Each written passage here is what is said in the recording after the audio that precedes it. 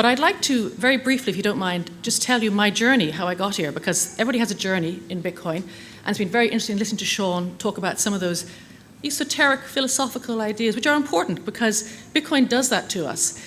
And I had a very traditional background. I went to Trinity, I was hard on the milk round, I ended up working for JP Morgan in London, had a corporate life. I met my then husband. We went off to Australia, went to Singapore, lived there for a bit, came home, bought a big house in the country and lived happily ever after. Only we didn't. That was the first thing. After 16 years of marriage, I hit divorce, but also recession at the same time. So it wasn't great timing. We had a big house in the country, big mortgage on the house.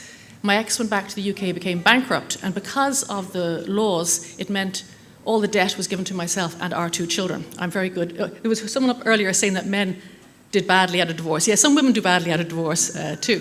So I'm there. I've got this huge debt. I tried to sell the house. And as I'm going along, I'm kind of thinking, well, what's happened to me? Things were, I started to think, this doesn't seem quite right. Why am I left with this debt? Why is this happening? Started to think a little bit about money and fairness and all the rest of it. And then also at the same time, you may remember back in 2010, in particular around those 2010, 2011, there was a lot of shaming going on. People who failed financially, and especially men who couldn't afford to pay the mortgage anymore and were losing their homes and, they were taking their own lives. And there was this shame, this thing that I used to get so cross. The banks would say, oh, those people, they're gaming the system. I'm going, and banks would use the term moral hazard. I would get so cross because it's banks that are the crazy, thieving, horrible, horrible people. So anyway, I got a cash offer for someone to buy my house for $500,000. It was a big house. The banks refused consent for it to sell it, and I ended up, they repossessed it. And they sold it a few months later, by the way, for a tenth of the price. There was no sense to it whatsoever. So I'm now an activist. I'm going through all this crazy stuff because I'm going, this is wrong, it's wrong, it's wrong. And I found that I ended up being featured in lots of radio and television. You may remember me, maybe you didn't. I was the bankrupt lady at the time. And because I was so activated and very cross, I was forced into bankruptcy. And then I realised that I wasn't allowed to run for public office because we inherited UK law that somehow said that financial failure was a shameful thing as opposed to a thing that happens to people. I said I didn't kill anybody, I didn't steal, I didn't do anything like that, I just failed financially. And so I brought the Irish government to the High Court in 2014 saying that my constitutional rights have been infringed, that I should be allowed to run for public office because I'd done nothing wrong except fail financially. And I went all the way to the High Court and to the Supreme Court, and the law was changed. So it meant that I was able to run for public office as a bankrupt. Thank you. So thank you very much. Sorry, I didn't expect that. So I had to run then. So the next election were the 2014 European parliamentary elections. And actually on my Facebook, I've got all these things coming back about all things I posted. Because I had no money. I was on the dole. I had to borrow a car. And at the end of the day, I will say I ran in Europe, in Ireland South for the European elections, and I got 11,500 votes, which was phenomenal because I had no money, no party, independent. Not enough to get elected, but enough to make a difference. And I will tell one funny story, and I'll move on. I'm in Vincent Brand's. It's the night before the election. All the candidates are there.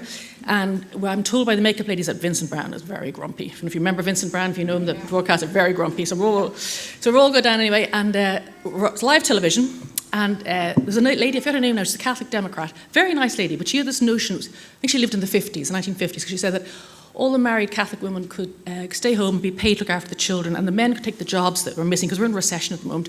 And then she was going on about the Gay Liberation Front or something like that, and then she was going on about the Eastern and the Waters, because she said that the pill was affecting us all, blah, blah, blah. So we're all going, and Simon Harris is next to me, and he goes, I was born in the Republic, so we're all kind of crazy stuff. And next minute, I get the nod. Vincent nods at me, and the cameras swing round. So we've had this lovely lady talking about 1950s Ireland, and it's that to me, and I said, I'm Protestant divorcing on the pill. I don't think she wants me in her Ireland. So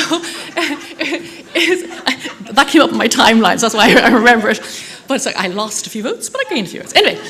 So a couple of years later, I met blockchain and I met Bitcoin, and I went, oh my God, I could cry now. I feel like crying. It was so powerful.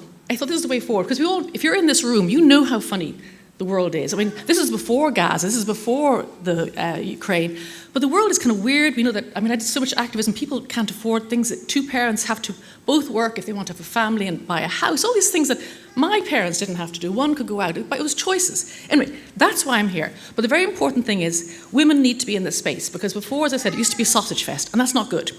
So, because my little joke is, if the Lehman Brothers had been the Lehman sisters, we wouldn't have had the financial crash. And to illustrate that point, why is it not going down? Is Mika be able to chat out? Sorry, just... It says go down. Beg your pardon. Anyway, I'll explain why... Maybe the space bar, maybe that's what it is. Yeah. Yes, thank you very much, thank you. So, why women needs blockchain? You've heard this old fable before about the 6 blind men, wise men apparently, who went up and saw an elephant. And one of them felt the tusk. He said, oh, it's a spear, he said. Another chap felt the tail, oh, it's a rope. And then it was a wall, it was a tree, it was a whole bunch of different things. And apparently in the fables, they all got mad and fought with each other and had no joy whatsoever and would not agree what an elephant was. And I think the difference that women bring to an environment is that women are collaborative, women communicate. I'm not dissing you men, but I'm just saying we need men and women. And that's why it's so important that this technology is too important to be left to men alone, basically, because men tend to do lots of crazy things like cause wars and stuff like that. Women talk. So I'm giving men a very bad rap. I do apologise. I don't mean. I know I'm a divorced lady, but I don't mean to be mean to men. But we need a balance. We all know that. We understand about diversity, and we know this. So I just want to talk a little bit about unconscious biases and why it's important for you guys here to leave this room and make sure you tell more women, because there are things that we don't know. But for example, when I went through my horrible, it was like 18 years almost. I didn't realise that I was so privileged at the start. I mean, I'm not from a rich family, but my parents believed in education, so we didn't have any foreign holidays, but we were privately educated. I now know, at the time I thought, oh, I worked very hard, I earned all my stuff. I did, of course I did, but I was starting from here. Imagine a child from a family where there's intergenerational dependence on the dole, or they haven't got an education, or they maybe have children early, in their teens, which makes it much more difficult to go out and conquer the world if you've got babies around your ankles. So there's a privilege, and it's very important to be aware of that. And for you guys, I think, go out and tell everybody, right? So this unconscious bias, lose, I love this thing. Now, of course, this is dated already because we now have unisex lose, or you identify as what binary, whatever, I don't know. So, but before we had complication about what genders were, the thing about lose is that women, in public buildings, there's usually the same amount of space given to men's and women's toilets. Again, this is I'm showing my age here now. But women take, on average, 2.4 times longer to use the bathroom. And it's not that we're putting our lippy on or we're, doing the hair, whatever. We tend to have children with us. We can't stand up at a urinal. We have to undress a bit. We could have dependents with it. So why is it taking all this time for architects building public buildings, not to make sure that there are unisex loos or there are 2.4 more women's toilets? It's just a really basic thing. And then reference man, I'm sure you've heard about it. Reference man is, I'll tell you this now, this is very funny. Reference man is white, European, about 70 kilograms and 170 centimeters. How many reference men are in the room? But what's even funnier is that until recently, they didn't have a reference woman. I mean, a reference man that's the universe thing, that kind of makes sense. But so drugs that were being developed, women's bodies react very differently than men's, but they were testing them all on men. So women had very bad outcomes when they had medical treatments. Mobile phones, they're made for men typically, because I've got quite large hands, but most women have petite hands, and it's hard for them to use. Even things like car crash dummies, only recently, I think it's only in the last 20 years, they put women-shaped figures into the car crash. And seatbelts, seatbelts don't work with boobs, they just don't work. So these are things that, it's an unconscious bias, because if you don't know about it, like I didn't know I was so privileged. And again, it wasn't that I was rich, but I was so privileged when I compared someone else who'd worked very hard to achieve what they had to achieve. And let's all think about these things. Oh, I love this example. This example is so cool. Orchestras. In the 1990s, I think it was, in the US, orchestras tended to consist like 95% men. Now, why is that? Because there's nothing special about music that is gender-based. It's not like you're carrying heavy loads or doing whatever. Even like the bigger instruments, women are well able to manage them as well. So why were there so many men in the orchestras? And they tried to had a survey in New York, and they did with the conservatoire, they auditioned people behind curtains. And they said, that'll solve it, because we can't see what gender they are. We'll choose the best musician. But the odds didn't improve. And then what they did is they made all the candidates take off their shoes. They could hear the women's shoes crossing the room. So I just love that example. It's such a cool one. Politics. Now, I did my bit of politics, and it was a lot of fun because it was only like a 6-week run. I remember I was giving a talk in South Africa, and I said, "Oh, should all do politics?" And they said, "It's a bit dangerous down here. You could end up being I don't know, injured." It was an amazing experience for me. I think it's very tough. I take my hat off to politicians nowadays because I recognise that their private life. You see how many people have stepped down in the coming elections that are coming up. Women, young people tend not to because everything is recorded. I would hate to think when I was doing my run. I mean, there were phones, but not everything is recorded now, so you cannot make a mistake. It's very, very tough. But anyway, so we need to make politics better. But for women, it's not great because we know it's the old boys club, it's the late night voting, all these things that detract from women wanting to enter this job, apart from all the abuse they get online too as well. But what's interesting is that I interviewed once Anne O'Leary, who used to be the CEO of Vodafone. Very, very strong woman, very feminist, very good for promoting women. And she had this policy, she said, that you couldn't have meetings before 9 and you couldn't have meetings after 5 because generally people, parents and mothers, most notably, were picking up kids, the other things they had to do. And she said, I don't have any kids, but I like to sea swim. So there are benefits to thinking about things and unthinking things and bringing things through. And we definitely want more women in politics, again, because ruling the world is kind of important. This is my last example. I love this example. Snow in Sweden. How on earth could there be unconscious bias in snow in Sweden? Like, how? Anyway, apparently what used to happen in Sweden, before they did the study, they would clear the main roads first. And you think that makes sense because most of the traffic gets through. And they would, over time, as the snow went on, they would increasingly then clear the side roads and the smaller roads, whatever, and the footpaths and everything like that. Then they did a study, and they kind of realized that most men who, again, this is from data, so this is not being mean or anything. Most men tend to have a point-to-point journey. So most men were going to work, and they were taking the main roads anyway, going to work.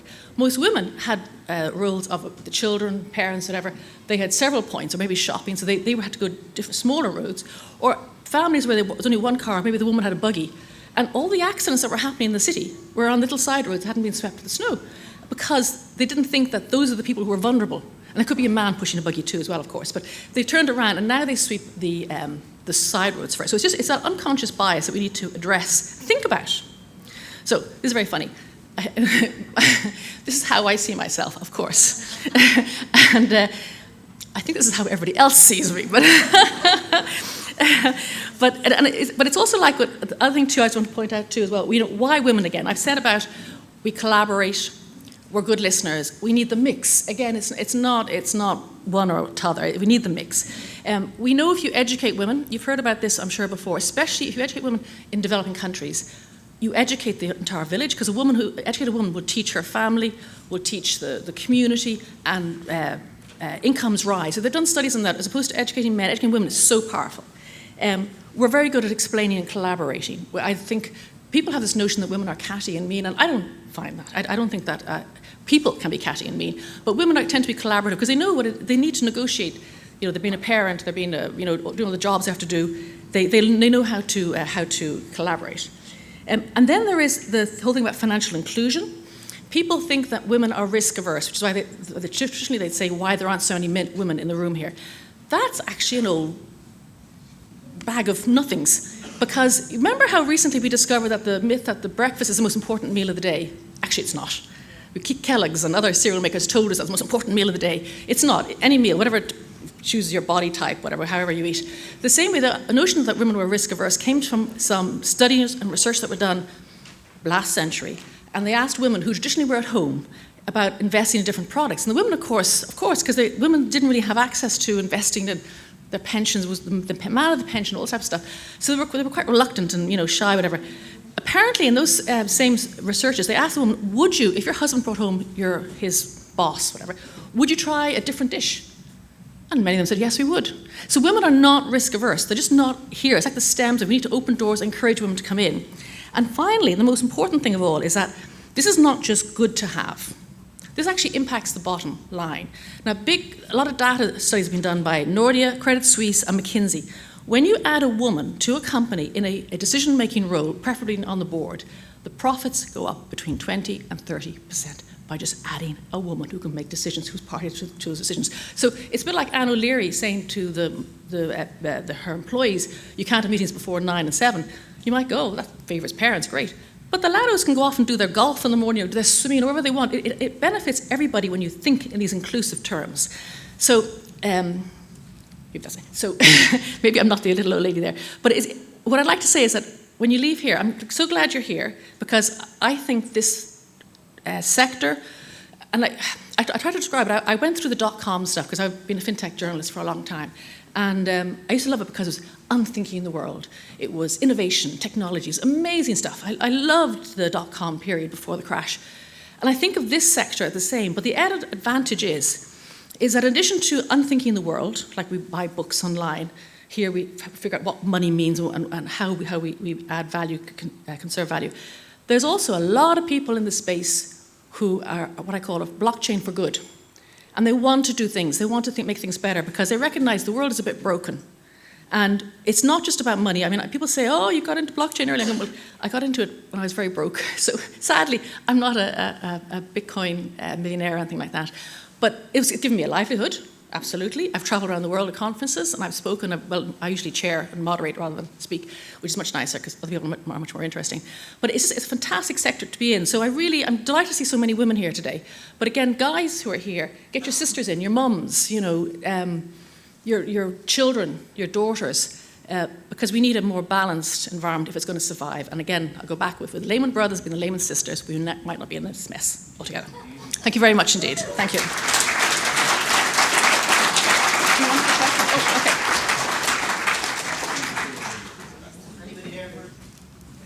Anybody here with questions? Hello? Okay. Any questions? Okay. We have a gentleman here first, and then I'll get yourself. Sorry. It's not a question, actually. What it is an observation. Just as you spoke about why females against males. The Russian military, their tactic on hostage situations where there's females as the terrorist is shoot first, we'll ask questions later. And that's their idea on how to deal with it. The second thing I just wanted to say to you was, I've taught first aid for 35 years. I've never had a female mannequin for first aid. Good. And I spoke to a couple of girls on it recently, and I asked them what's their opinion on it, and they said it's because you don't want to save us. I don't know. It's true. Unconscious bias. It's just until you think about it, you go, oh, that makes sense. I have a quick one. What's your killer way of onboarding women into Bitcoin?